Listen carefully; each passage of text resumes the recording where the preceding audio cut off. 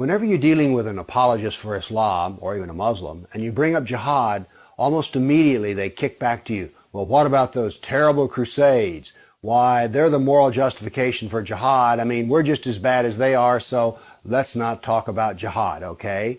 Let's talk about the crusades. Well, what I would like to talk about here are facts.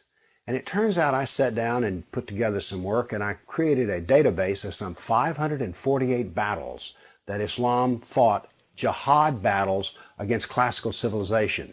And these aren't even all the battles. It really doesn't say much about Africa and India, Afghanistan and all that. It's primarily the battles against the classical civilization of Rome and Greece. So, 548 battles is a lot, and it's too much to even comprehend. So I created something which I call a dynamic battle map, in which you have a display of the Mediterranean, and a white dot means that this 20-year period, that's a new battle. So every time the screen changes, it's 20-year period. The colors white turn to red, and so you can see a history. This may seem a little confusing, but I think when you see it, you'll know exactly what I mean. And here it starts. Islam burst out of the Arabian Peninsula and immediately starts attacking the Middle East. And notice that it doesn't take long until they're crossing the Mediterranean and attacking southern France and Spain. Notice something here. Most people think of Islam, they think of Arabs, they think of desert, and yet here we see that Islam is projecting power throughout the Mediterranean. Notice how the little islands of the Mediterranean are getting hammered.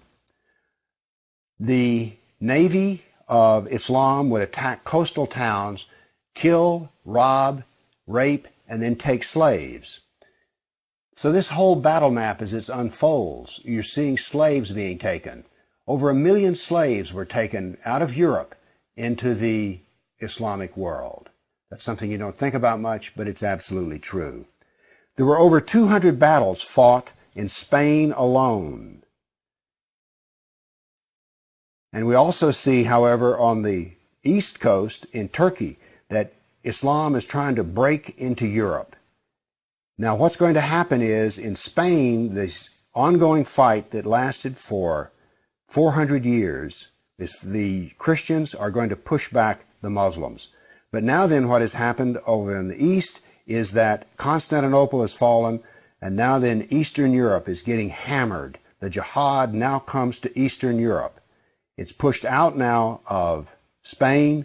Northern Africa is now completely Islamic. The Middle East is completely Islamic. This is all jihad, relentless jihad. And why is it so relentless? Well, Muhammad was relentless in his jihad. And these people are good students of Islam, and so it's against the kafir, on and on.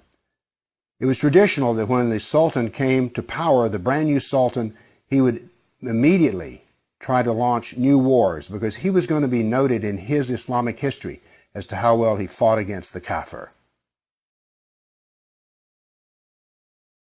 So that's what the jihad looked like over that time period, 548 battles.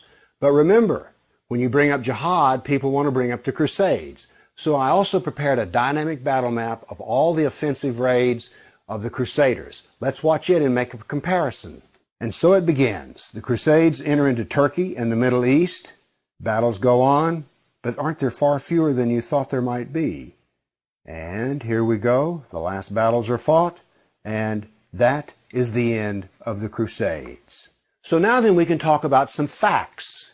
Yes, there were Crusades, but notice they ended centuries ago, and jihad is being practiced today. Jihad has been with us for 1,400 years. There is no comparison between jihad and the Crusades, certainly not a moral comparison.